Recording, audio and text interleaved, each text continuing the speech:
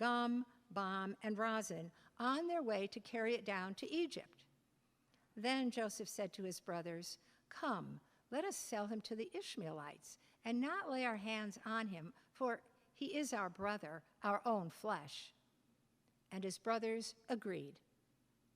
When some Midianite traders passed by, they drew Joseph up, lifting him out of the pit, and sold him to the Ishmaelites for 20 pieces of silver. And they took Joseph to Egypt. Our responsive reading is Psalm 105 on pages 691 and 692.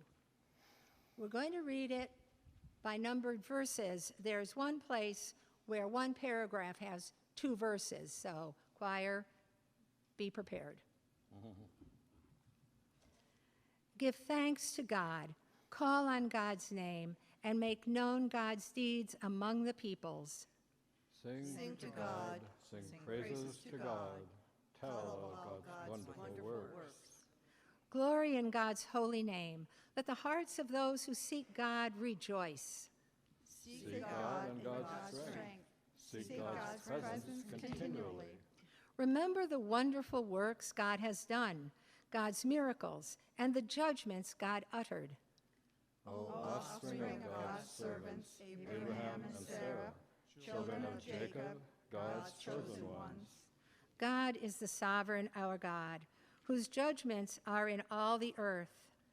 God is mindful of the covenant forever, of the word that God commanded for 1,000 generations. The covenant made with Abraham, God's sworn promise to Isaac, which was confirmed to Jacob as a statute, to Israel as an everlasting covenant, saying, "To you I will give the land of Canaan as your portion for an inheritance." When God summoned famine against the land and broke every staff of bread, God had sent a man ahead of them, Joseph, who was sold as a slave. His feet were hurt with fetters, his neck was put in a collar of iron. Until what he had said came to pass, the word of God kept testing him. The king sent and released him. The ruler of the people set him free.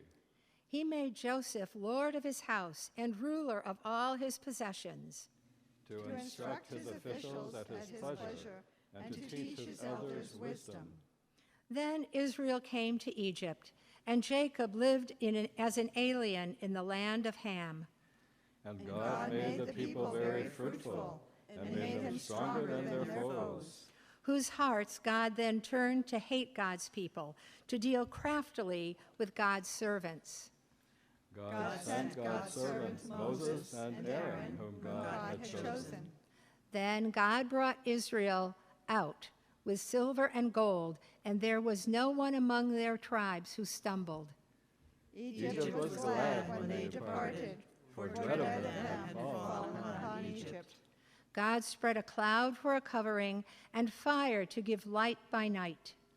They asked, and God brought quails and gave them food from heaven in abundance. God opened the rock, and water gushed out. It flowed through the desert like a river. For God remembered God's holy promise, and Abraham and Sarah, God's servants. So God brought God's people out with joy, God's chosen ones with singing. God gave them the lands of the nations, and they took possession of the wealth of the peoples, that they might keep God's statutes and observe God's laws. Praise be to God. Amen. Our hymn is 488, Be Still My Soul.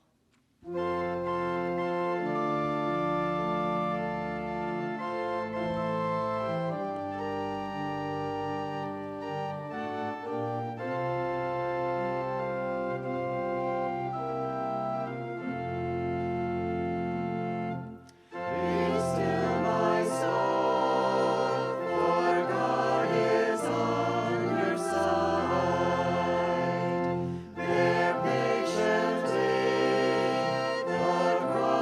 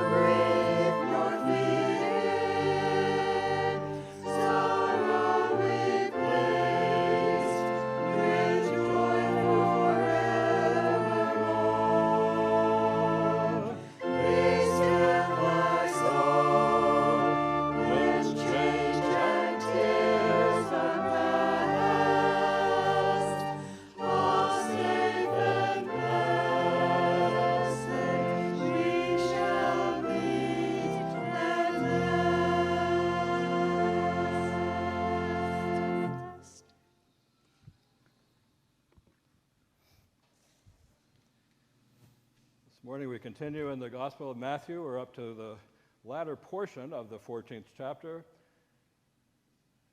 There has just been a feeding of thousands of folks out in the wilderness areas.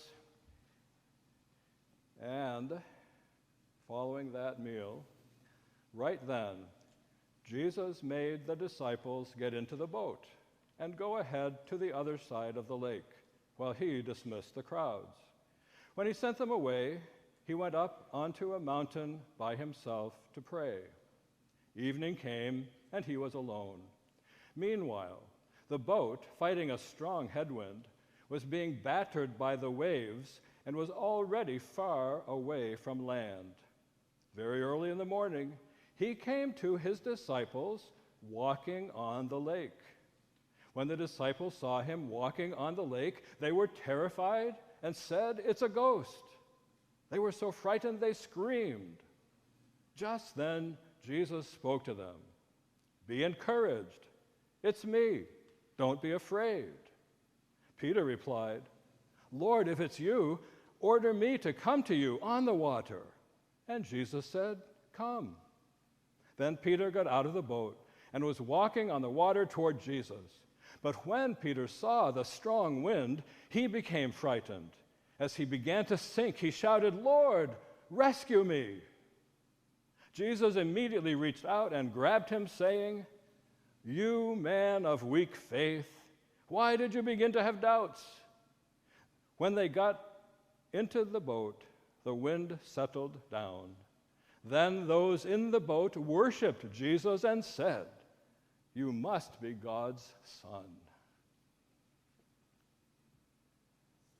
Rescue me is our title this morning, directly from the mouth of Peter.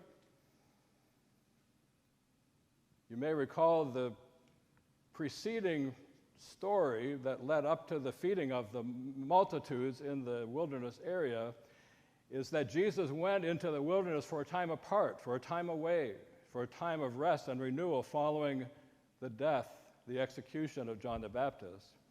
But the crowd followed, healings and sharings, and the meal followed that. And then finally, Jesus did get a break. He went up on the mountain by himself for a time of prayer and renewal, sent the disciples on ahead of him on the lake, what we call the Sea of Galilee or Tiberian Sea. Then he approaches them in the middle of the early hours of dawn, walking on the water. And I won't even go into all the jokes that have been told about where the stones are or anything like that.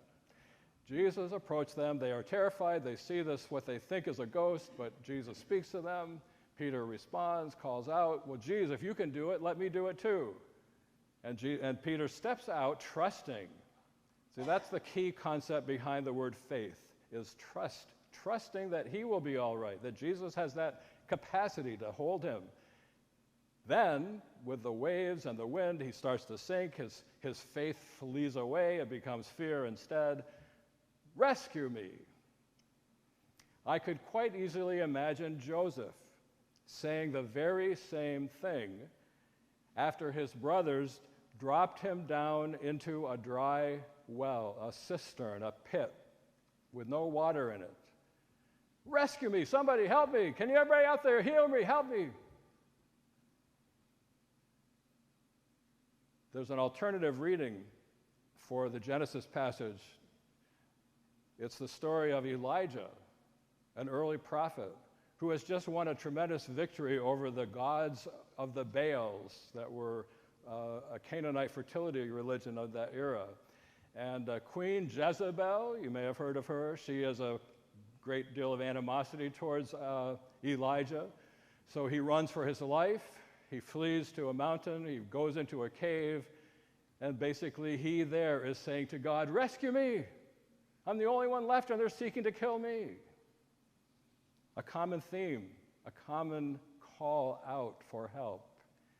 Who has not at some point in their lives reached that place where all you could say is, "Help!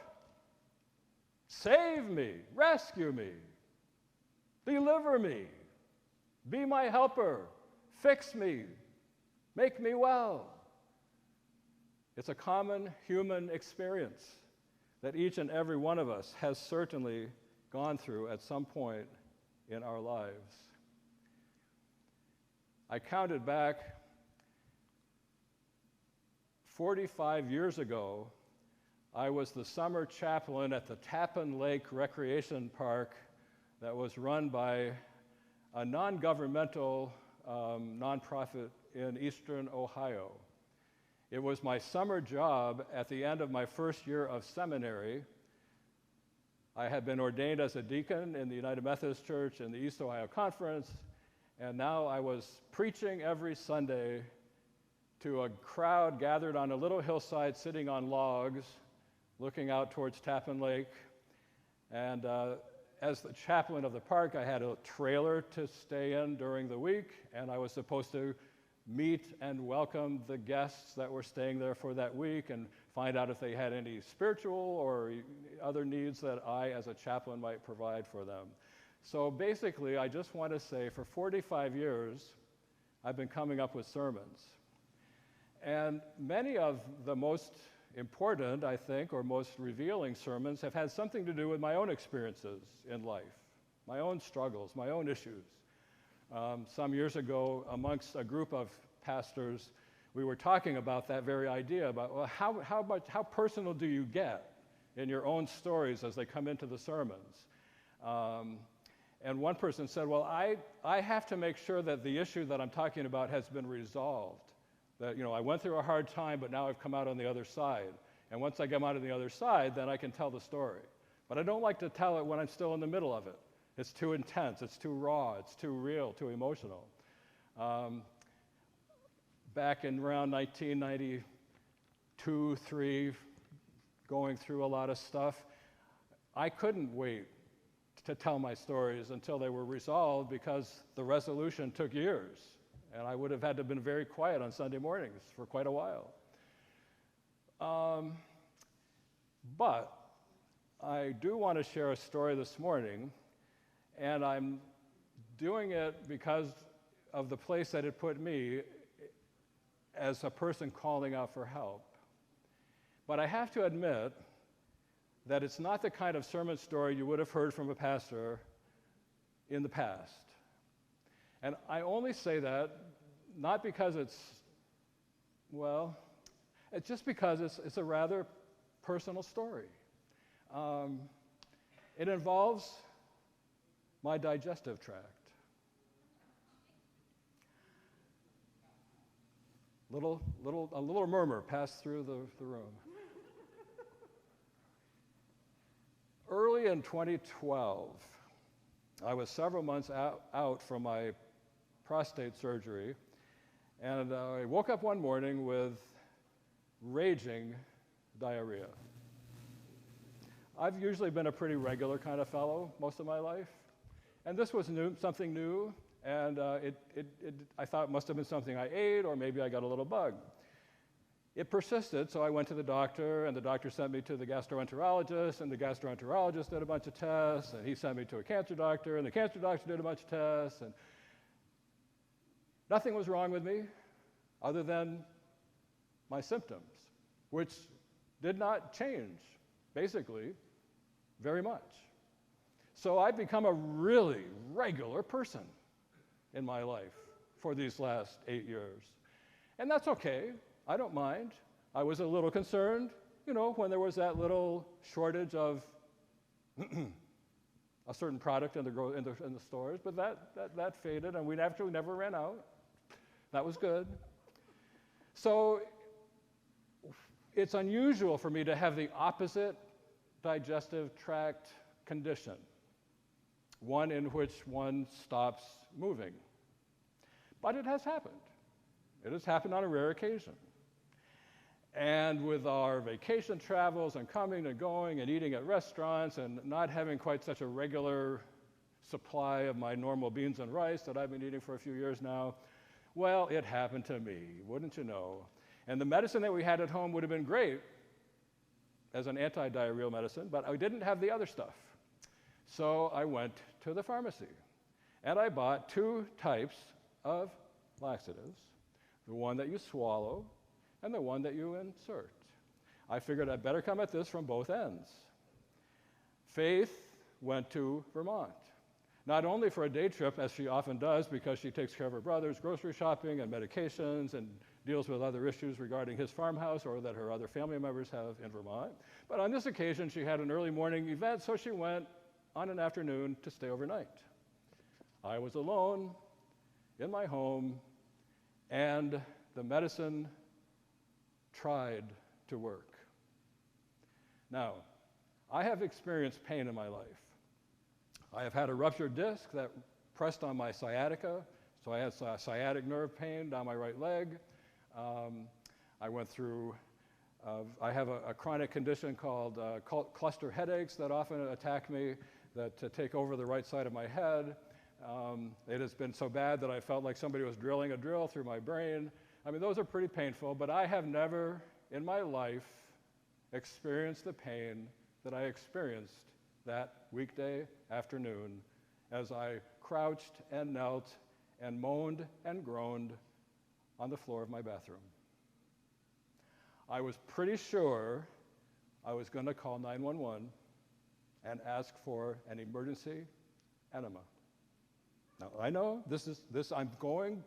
I'm pushing the envelope of pastoral storytelling, but I want to say that I have never moaned and never groaned and never said, rescue me, help me, somebody please deliver me, than I did that afternoon. And I won't go into the details, but let me just say the situation resolved itself. I did not have to call 911. In one sense, I was rescued. Salvation came to the home of the Reverend Bill Neal. Imagine the number of alternative experiences that we human beings undergo, which lead us to that kind of a place of absolute, utter pain, desolation, despair, that cries out from within us, help me, somebody help me, rescue me, save me, deliver me. As a young teenager, I once went to a laundromat with my mother when we were on a vacation trip, and while the laundry was washing and drying, I read a copy of either Life magazine or Look magazine. We didn't get that magazine at home, and what are you going to do in the laundromat for an hour?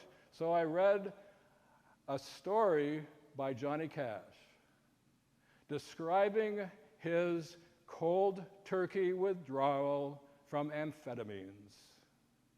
He had become addicted. It had been part of his life. He realized that could not continue. He broke the addiction to amphetamines cold turkey by himself, and he described the experience as one of such pain that he felt that his body had been smashed and broken into 1,000,000 fragments, and each fragment was crying out in agony. The kind of human pain that we can experience physically or emotionally is beyond description. And I do want to remind us, they talk about the mind and the body, they talk about physical versus emotional or mental.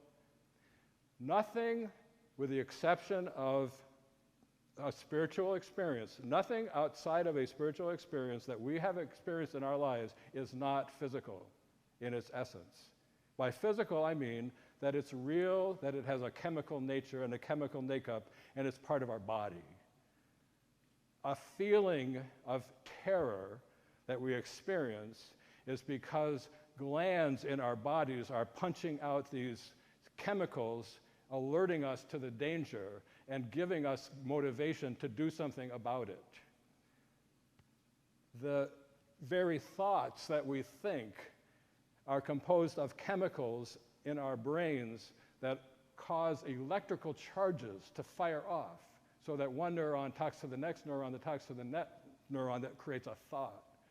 Everything we experience, with the exception of a powerful, overwhelming, transcendent spiritual moment, is physical, and it's real, and it can be an amazing amount of pleasure and bliss and ecstasy, And it can be an incredible moment of anguish, of pain. We all have moments of loss, of despair, of horror, the reality of which hits us deeply, physically, emotionally. Fortunately, our brains usually go into a shutdown mode in the immediate moment of such a horrible event that takes place. We go into shock. Our brain shuts down. Our brain can't process that incredible bad news or that incredible horrible experience. So temporarily, we get a little reprieve. We get a momentary moment of shock, but then that wears off, and the pain is there, the grief, the loss, the agony, the sorrow, and it haunts us and it comes to us. Many people don't just have those extreme moments of awful, horrible, cataclysmic, life-shattering events, but are under an influence of something chronic and ongoing, like a low-grade fever that just saps away some of that energy, some of that strength, some of that capacity. I just heard this week that Michelle Obama, who you think she would be on the top of the world, she's got a best published book that's out, that's been on the best 10 charts for a year or more. She's, the former first lady of the country. She's had a huge impact on people's lives. She's experiencing a low-grade, mild form of depression that has just got her. It's just like the cloud that follows you wherever you go, and everybody else is saying, what a beautiful sunny day, and you're saying, yeah, but I can't see the sun. I've got this cloud. It won't leave me. It won't let me go. Each and every one of us has those moments when we absolutely cannot do anything except call out for help, call out for deliverance, call out, rescue me. We're going to end our service with Thomas Dorsey's wonderful gospel hymn, Precious Lord, take my hand. He wrote that song while he was attending a revival, and he had received word that his wife, who was about to deliver a baby, had died during childbirth. And then a little while later, he heard that his son had also died, his newborn child. And this is the song that he wrote, Precious Lord, take my hand, rescue me. Amen.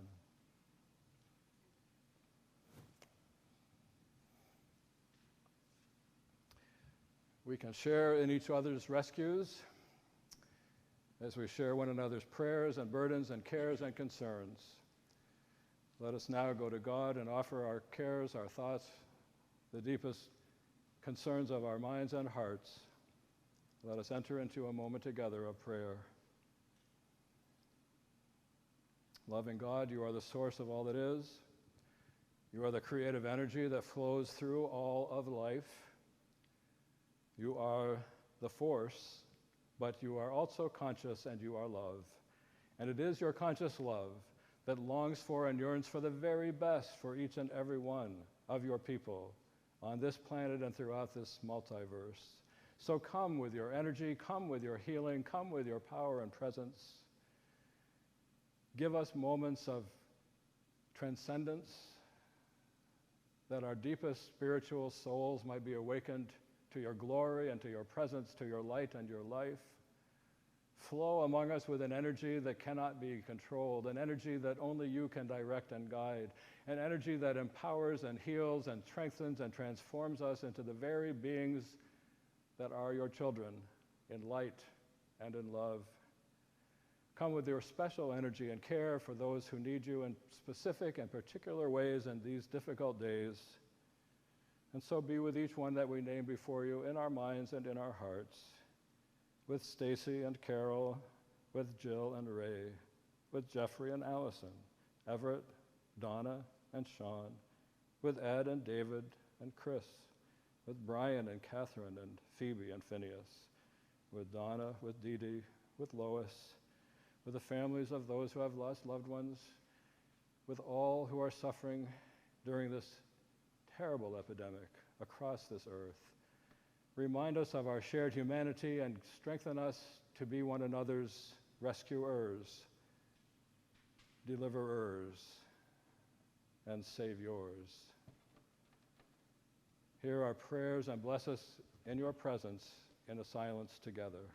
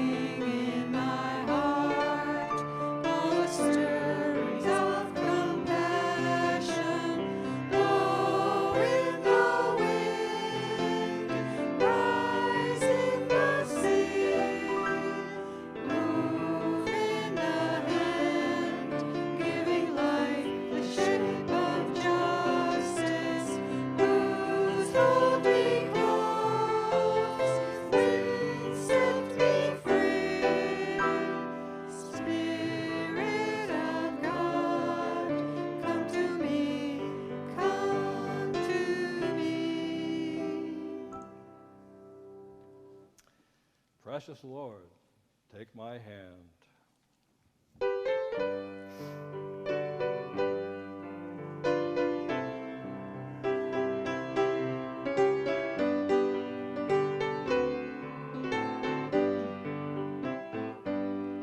Precious Lord, take my hand, lead me on, let me stand.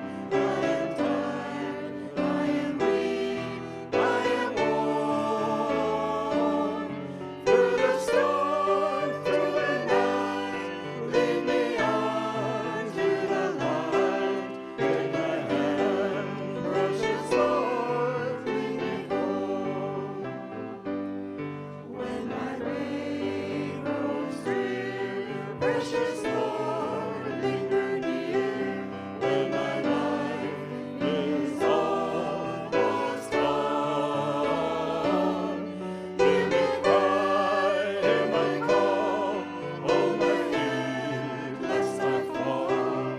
Take my hand, precious Lord, lead me home.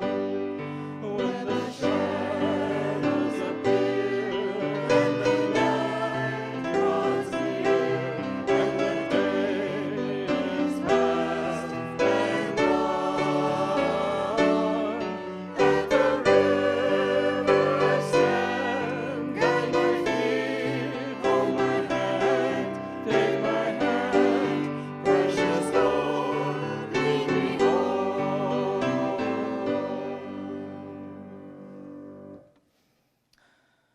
May the loving, precious hand of the living God lead us ever homeward in this journey, this miracle of life. Amen.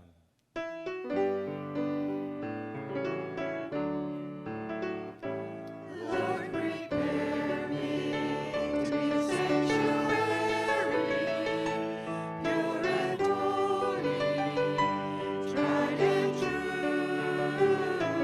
With thanksgiving, I'll be a living sanctuary for you. Lord, prepare me to be a sanctuary, pure and holy, tried and true. With thanksgiving, I'll be a living sanctuary